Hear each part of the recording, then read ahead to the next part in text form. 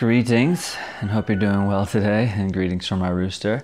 I wanted to come on here and talk about homesteading and why so many people are drawn to it, but also why it so often fails. I've seen a lot of videos of like YouTubers that are homesteaders and they're like, you know what, we were doing the homestead thing and now we're living in Japan in like a tiny home and just like going out to the grocery store and all these things.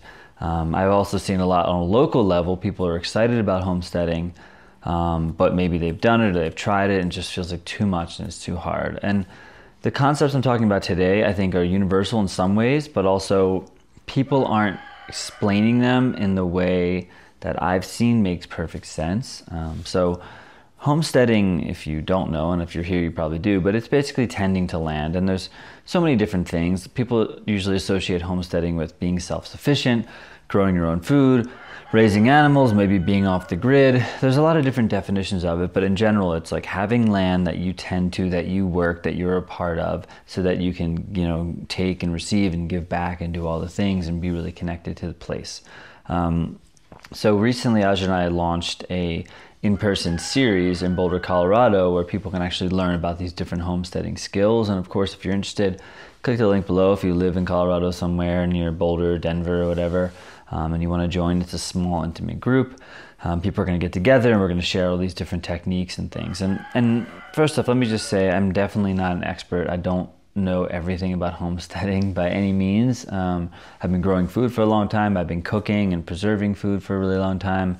Raising animals has just been the last year and a half or so. It's a newer adventure. But I love communing with land. I love going out and foraging and finding wild food and medicine. And to me, there's something just very fulfilling about it. The problem with homesteading is that when most people get into it and they think of, oh, I want to be self-sufficient, usually it comes from this place of fear. And I don't want to generalize, but it's very common that people are like, oh, let me start growing food because the food system is screwed up and the food chain is going to collapse and the government's poisoning our food and the apocalypse is coming and all this stuff, and I want to be prepared. And often people come from this place of fear, which first off I totally get. There are a lot of things that do not make any sense, and when you start diving into the health world and the food world and you watch the documentaries and you research, you realize how freaking absolutely insane and crazy it is. So it's natural for people to want to start taking, excuse me, that's in my mouth, taking some of these things back into their own hands. However, when we create from fear, we breed more fear, right? It's like they say, like an eye for an eye, or when you fight fire with fire, you have more fire. You don't put the fire out. So if we're creating from the foundation of fear in anything in our life, not just in homesteading, but if we're creating, jobs out of just scarcity, oh my God, I need to get this job because I'm scared that if I don't, well, then we're going to breed more and more fear because the energetic base level of what we're doing is coming from that place. So it's the same thing with food. And I don't want to demonize fear as though fear is bad. Fear actually, to me, has a lot of benefits because it's a way to show us pieces of ourselves that we can look at and start to, let go of and shift and change. But when we build from the foundation of fear, we are likely to create more fear. And we might think we're doing this thing for the good, but imagine if you build a whole homestead because you're afraid the world's going to collapse. Well, that paranoia is probably just going to grow and grow and grow. So the reason, number one, that I find people fail in the homestead thing is because they're breeding, and creating this world out of fear. But there's another huge piece that is often missed. So in homesteading and self-sufficiency, we often think of a destination to get to. This is so common where people are like, oh, I'm here, I live in a city, I just want to move out to a farm and I'm going to sell everything I have, sell my home, move to a farm, buy all the things. And then from that place, I'm going to magically, get to this life one day where I'm growing all my own food, raising my animals, and doing everything myself, having my own energy and my power. The problem with that is that there's no destination. There's no place that we eventually arrive at and we have everything that we want. Because as humans, there's this tendency to want to evolve and to grow and to change. So if you're coming from that place, you're always going to want more and more and more. There's always another animal to get. There's always another plant to grow or another thing to do or whatever. So what happens with people so often in the self-sufficiency world is they're waiting to find some destination instead of actually finding fulfillment within themselves and then doing it because they love it.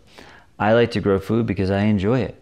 It's a lot of work. If you're someone who's like, oh, the food system is messed up, I need to start growing my own food because food prices are getting so expensive. It's like, you could also just work a job or work harder or find a way to make more money and keep buying food, because growing food, unless you love it or you have an inclination for it, it's a lot of work. It's not necessarily the easier thing, but if you feel this drive and this desire and this, yearning in your soul to actually get out there and be more connected to land, well, that is beautiful. That's the meditation of it. That's the magic of it.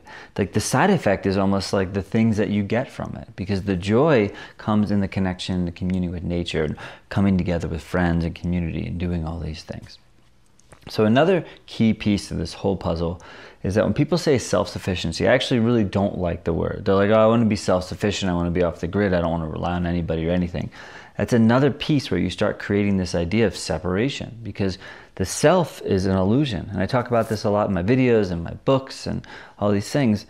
If you see the self as this individualized thing, this is me and this is you, well, that's where the suffering comes in, because we create separation. Now, there's nothing wrong with having an identity, but recognize that the identity that we have is socially constructed. It's ideas, it's beliefs, and they're not real and they're made up. So if at some point you start feeling like, oh, wait, this isn't me anymore, but you feel stuck in that identity, it's going to be very challenging. That's why I've always been someone who's been an advocate of bursting through the false barriers, the false beliefs that we have, the false identity, to become who we actually are, which is a sort of infinite nothing floating blob of magical goodness, right?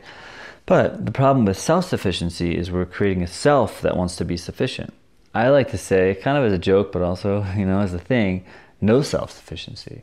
Because the no self is, maybe you can call it the true self, the no self is connected to all. If we think self-sufficiency and we go out there and try to create ourself, well, then we're creating a false barrier, and we're creating this disconnect from everything else that's supporting us. I was watching a homesteading documentary not that long ago, and the woman was like, she built this beautiful homestead, and the solar and collecting water and all this stuff, but she was isolated and all alone, and she's like, we really need people to come and help out, and it's sad, and I feel lonely, and I want to be around people, and I'm not. And she created this idea out of self-sufficiency. But when we think it's just us and we create the self-sufficiency piece, we miss the fact that the connection to everything is supporting us. We don't just do it alone, right? The plants, the birds, the bees, the trees, the people around us, our community, we're all playing together. So the word self-sufficiency is kind of like this weird word that I understand what it means on some level and why people say it, but it's like, oh, I can do everything myself. And to me, this goes back to our society, and that's the world that they're trying to create. The corporations are trying to say, hey, come make it on your own. You can work hard and you can rise to the top and you can do it yourself and you can da-da-da-da. And it's like we act like, oh, I can make it on my own and I can, work hard and buy all the things that I need. But the reality is the community that you're living in, maybe your community is a Walmart and you go and you buy all your things, or your community is DoorDash or Uber or whatever, and we're acting like we're separate from it all, and we're just paying for it, and I have my own money and I'm self-sufficient, or I'm independent or whatever. But it's an illusion, because everything's connected. So you have to make a choice of what communities do you want to be connected to. And I live in a place that kind of is hyper spiritualized, and people talk about community all the time and wanting to have land and do this and that. But the real community that I see here, the most solid community that I see in a place just outside of Boulder, Colorado, is the farming community, because people recognize that in order to survive, we need to rely on each other. Farms trade. When I've gone to farms that we have memberships at and we volunteer at and different things like this, and if they run out of something, they're like, hey, go to our friends down the street and get it there. Or maybe they trade for things that they need, because, hey, I grow tomatoes really well, you grow garlic really well, why don't we trade for each, and then we have stuff for each other. There's no competition, because farmers know that competition doesn't actually make sense. If everybody thrives, right? If we're all thriving together, that's how the thriving happens. If it's just me versus you, that creates more of a tension. So I see this beautiful connection that's going on in that world. So to me, the homesteading world, there's a lot to it, but if you're coming from this place of fear, if you're coming from this place of separation or self-sufficiency, that's often why people get so burnt out by it, because it's so challenging to do it yourself. I'm actually writing a new book right now, and the title is kind of a joke, but it's going out like that. It's called Doing It With Your Best Friend, because there's a lot of DIY and do it yourself. And I've done a lot of DIY stuff, and the amount of times I'm like freaking holding something like this with my foot and trying to, like wishing I had somebody there with me, and all I had to do is reach out to a friend and ask. There might be times when you are alone and where you do feel alone, and that's also perfectly okay. But I bring these things up to recognize that if we're doing homesteading and trying to work on land and do all this stuff, and we're thinking there's some destination, or that if we, grow all our own food and have all our own animals, and that's going to be like the answer, I promise you're going to arrive at a place where it's not. You're going to be like, oh, actually, human connection and connection to nature, and we're all together and a part of this, and I can do it as a meditation and as a state of joy and as a way to build sustenance and build community. Well, that's beautiful. But if you're just building it from yourself, you may find yourself at this place of just being totally burnt out, because you make these assumptions. You see these farmers that are touting these ideas of, oh, do everything yourself and then you'll be totally, reliant on anybody. But we're all relying on something, and that's the beauty of it, because we're all connected. So, food for thought. Take care.